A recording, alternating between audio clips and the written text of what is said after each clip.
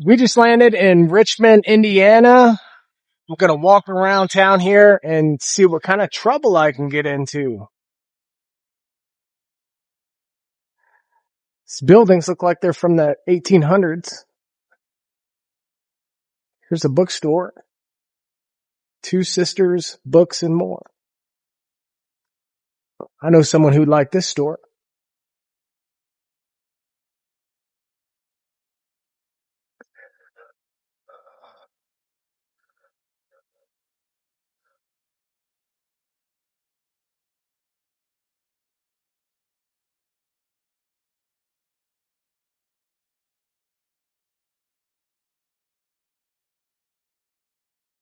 Yeah, this is definitely a historic district. We have a beer and pizza pub. We have a game store. I think I'm going to go in here. See what we have. There's a record store.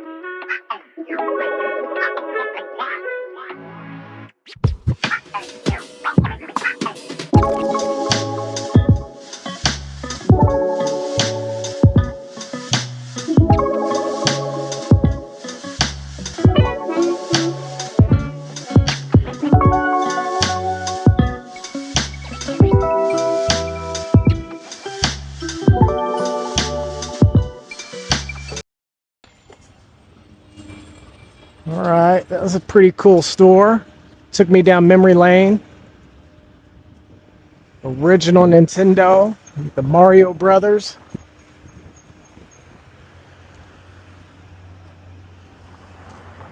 Some cool murals on the wall over here. Cool mural right here. Don't get ran over.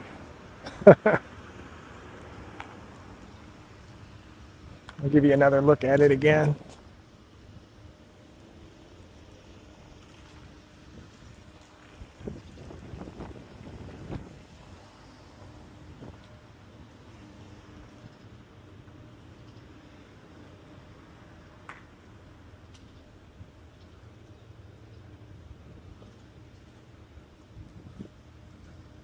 It's like a barbecue restaurant. Maybe they have some music in there.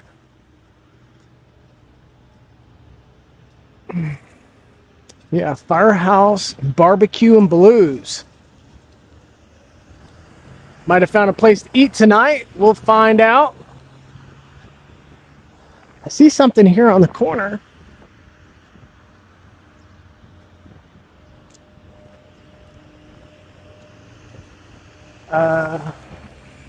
Do see Wright's Bicycle Shop. And I did read that Wilbur Wright is from Richmond, Indiana, was born here. Wow, Model T Museum. And then he later moved to Dayton, Ohio, where his brother was born there, Orville. And then you guys know the story from there. Wow, we have a Model T museum. I'm going to go take a look inside. How about that?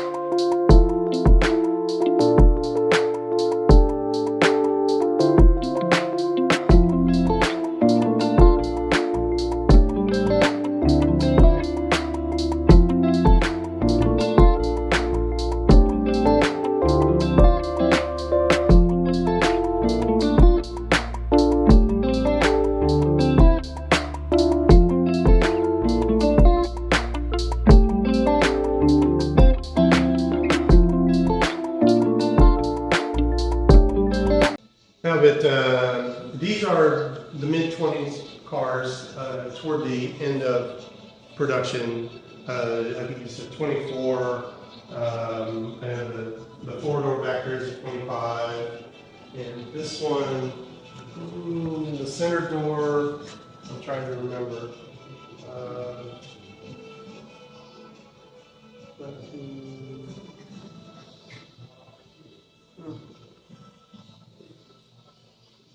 I don't remember exactly which year this is. And I don't have a placard on it. But it's around a 24. 23, Man. 24, I think. These are just beautiful. Like, Yeah, this they're one beautiful. had a really super restoration. This one, and well, these three cars all have been really well done. 27.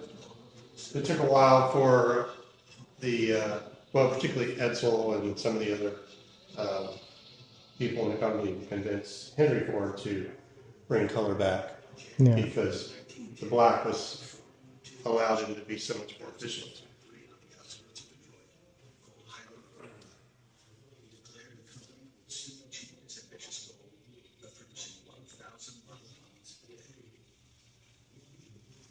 It's just a beautiful car.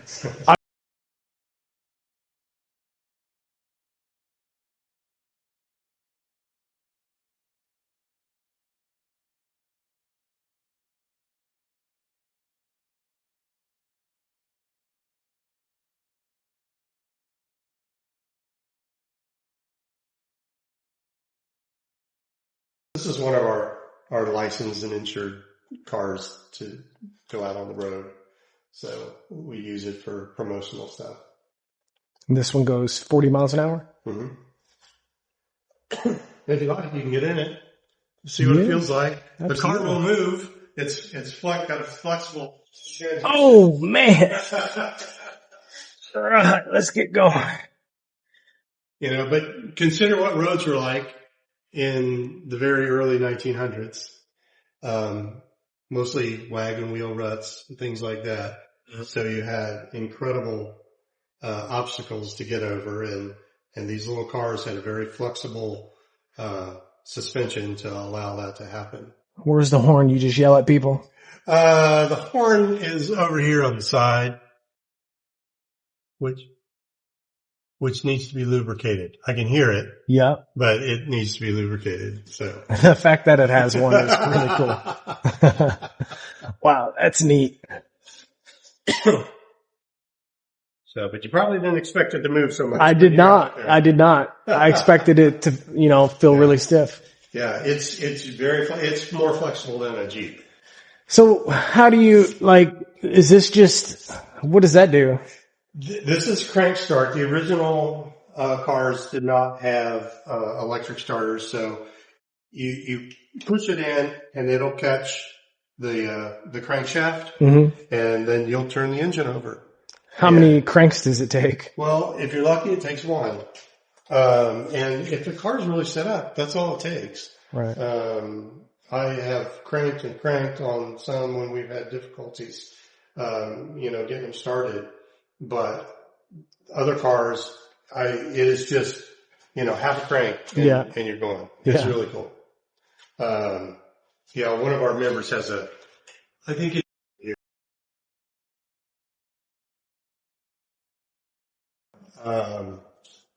anyway, a few of the Ford facts that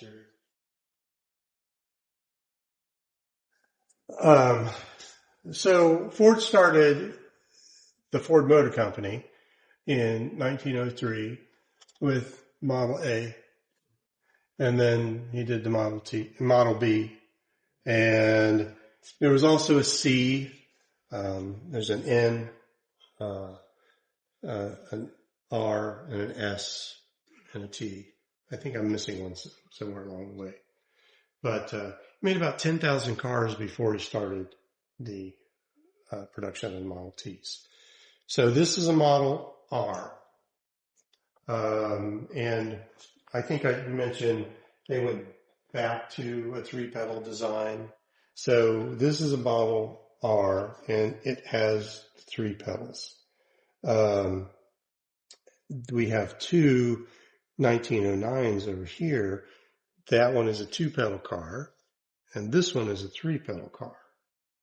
The very earliest Model Ts were of the 2-pedal design, and then they switched back to the 3-pedal.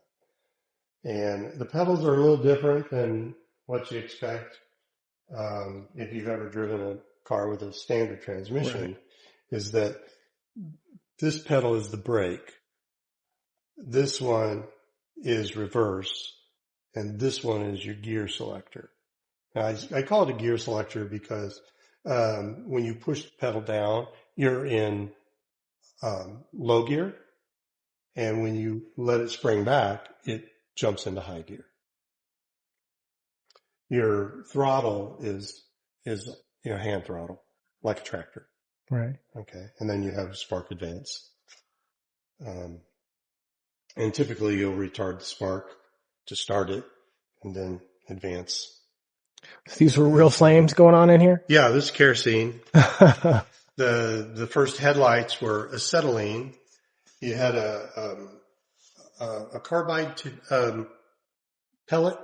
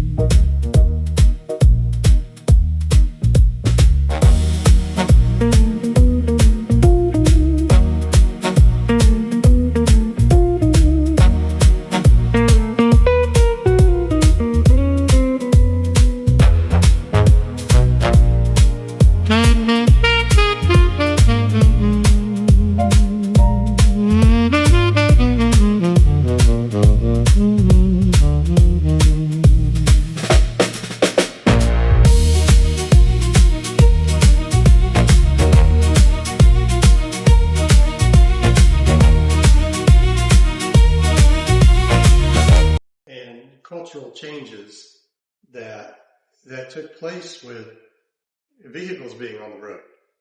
I mean, all kinds of things that you don't think about. Right.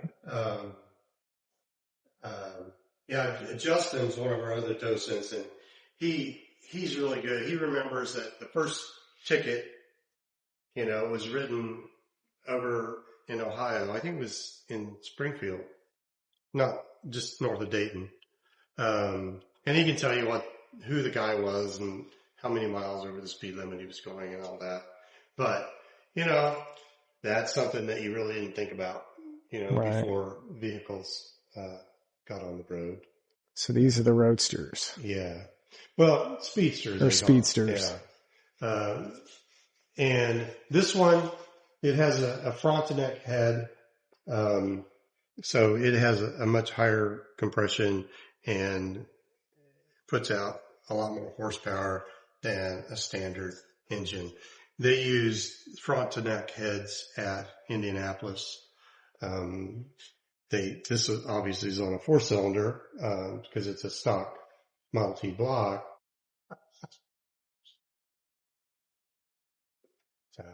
So these are parade vehicles I mentioned that we take out. Mm-hmm. But this one was a real fire truck from New Jersey. And specialized wrenches. Mm-hmm. Yeah, I see the water tank back there. Yeah.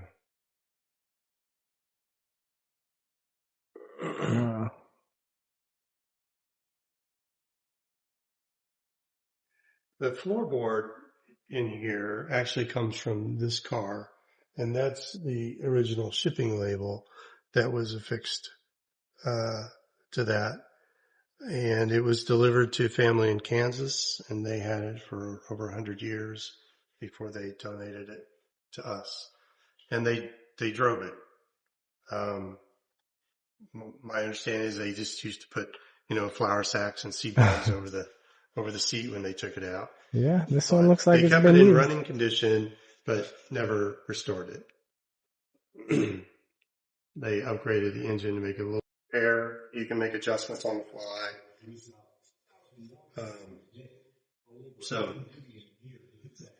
And the pieces last for a long time. Right. What was the second place for? It was a Concord d'Elegance in Kentucky. That they put it in the competition down there, and the restoration garnered them second place for them.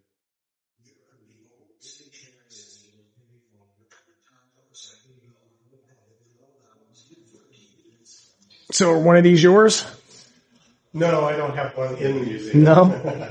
Actually, I have a couple of Model A's, but my family, between my dad and brother, they share, I think, 7 Model T's. Everything from a 1922 Speedster to a 1927 two-door. And pickup, fire truck, roadster, two-door, 4-door, just about everybody. The chain system and the skis. The bodies were just fabbed out of So it's a snowmobile. So yeah, I delivered mail in Minnesota, back in the 20s. How cool.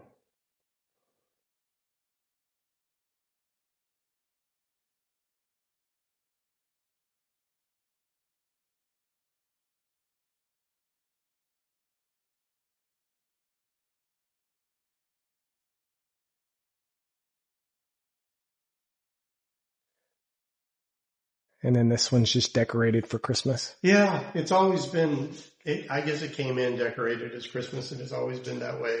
So they leave it. But yeah, it's just like a station wagon or a delivery van. 2 seats in the front and a place to carry cargo in the back. Oh, that's cool. We got a little ornament. Yeah.